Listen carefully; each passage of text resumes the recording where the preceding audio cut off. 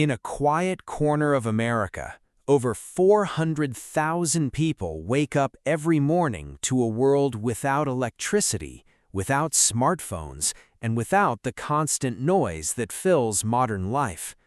No alarms buzz, no screens glow in the dark, just the sound of a rooster crowing and the soft creak of a farmhouse floor.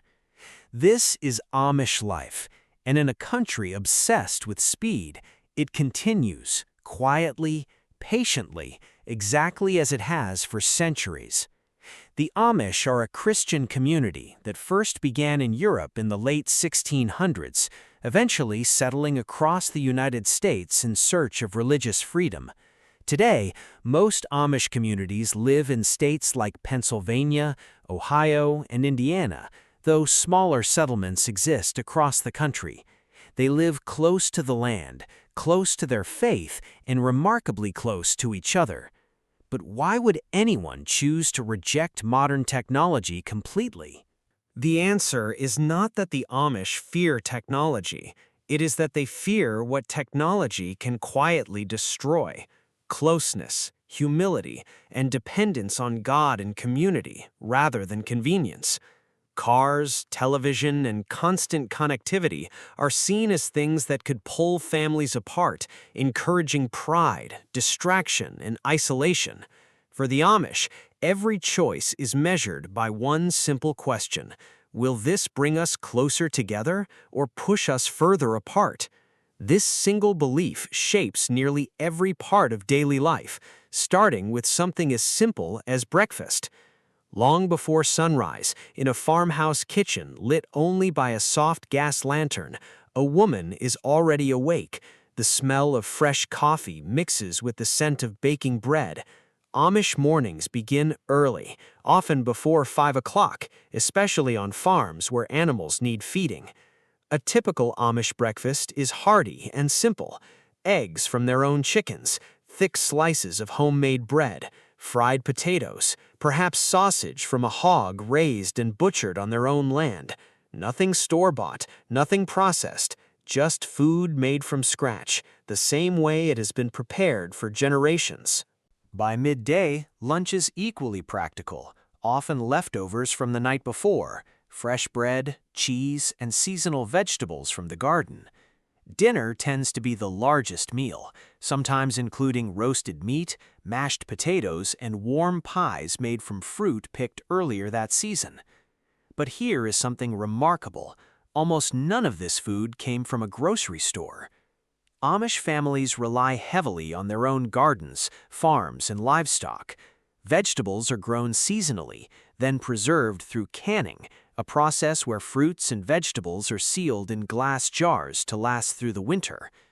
Walk into any Amish cellar, and you will likely find dozens, sometimes hundreds of neatly labeled jars filled with pickles, peaches, green beans, and tomatoes, each one a small promise against future hunger.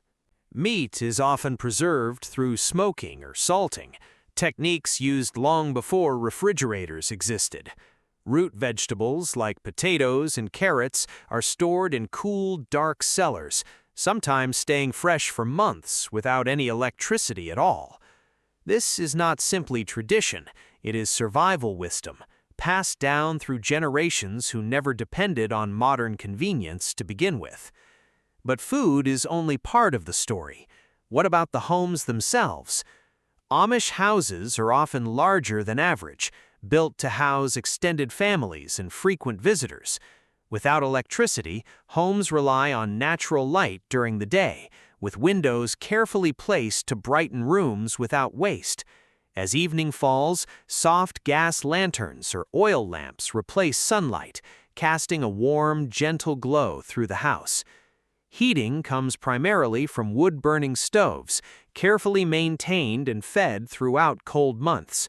Families spend entire summers chopping and stacking firewood, preparing months in advance for winter's harsh grip.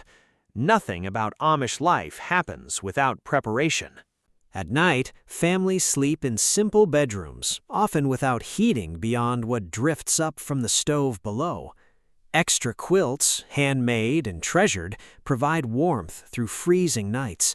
Beds are practical, sometimes shared among siblings, reflecting a culture where closeness is valued over personal space.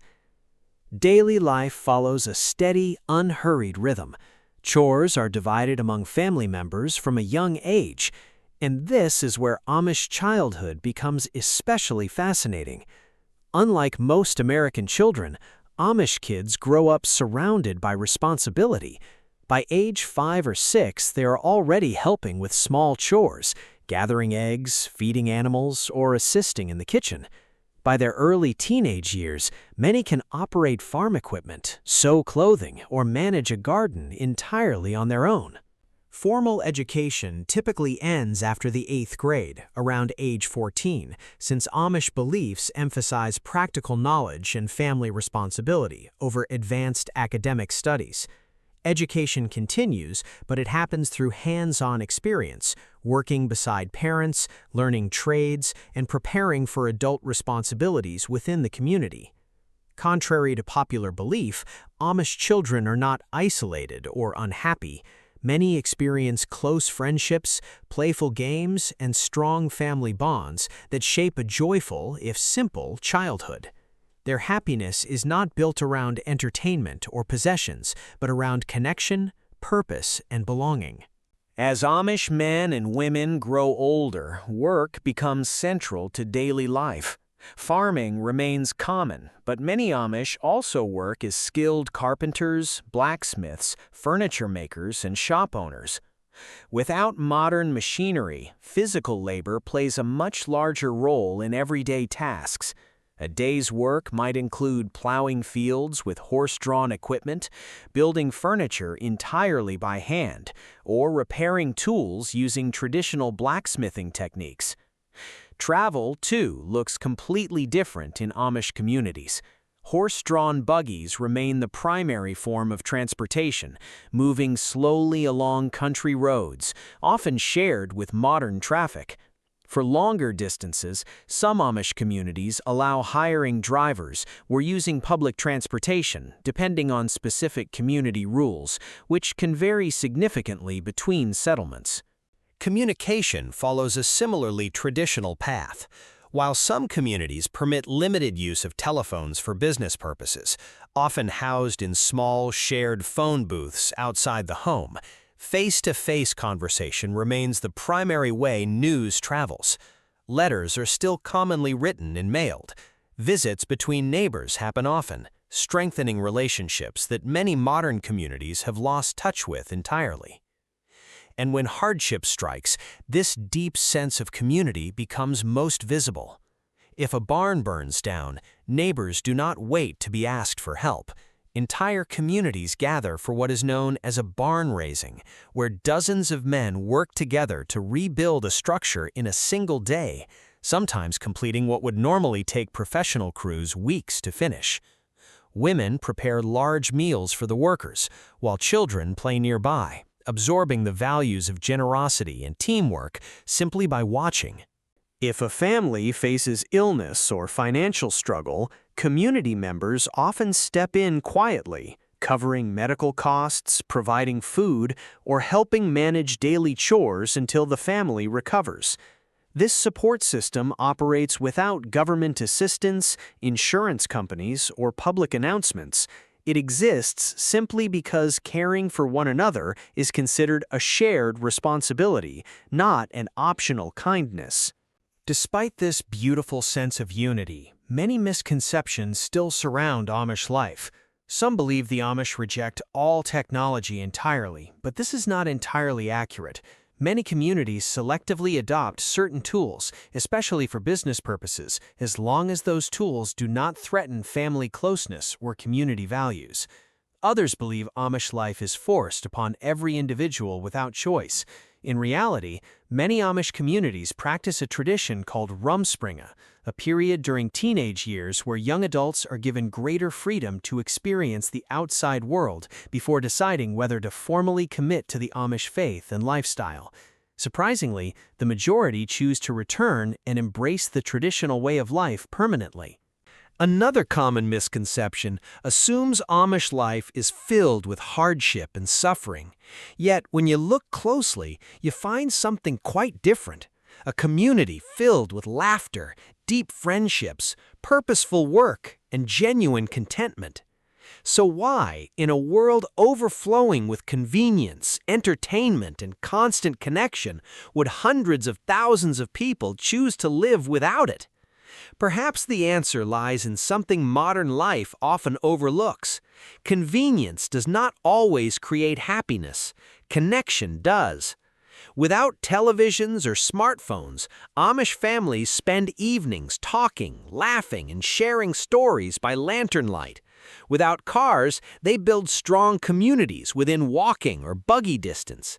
Without modern distractions, they build deep, lasting relationships built on trust, tradition, and shared faith. Their lives are not defined by what they lack, but by what they protect: simplicity, humility, and genuine human connection. As night falls once more over the quiet countryside, a family gathers around a wooden table, lit softly by lantern light. Outside, the world continues rushing forward, filled with notifications, deadlines, and constant noise. But inside this home, time moves gently, the same way it has for generations.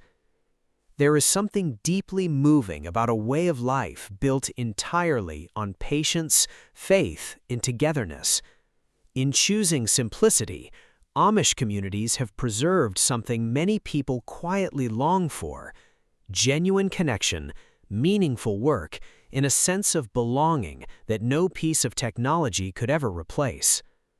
Maybe that is the real lesson hidden within Amish life. True progress was never only about moving faster.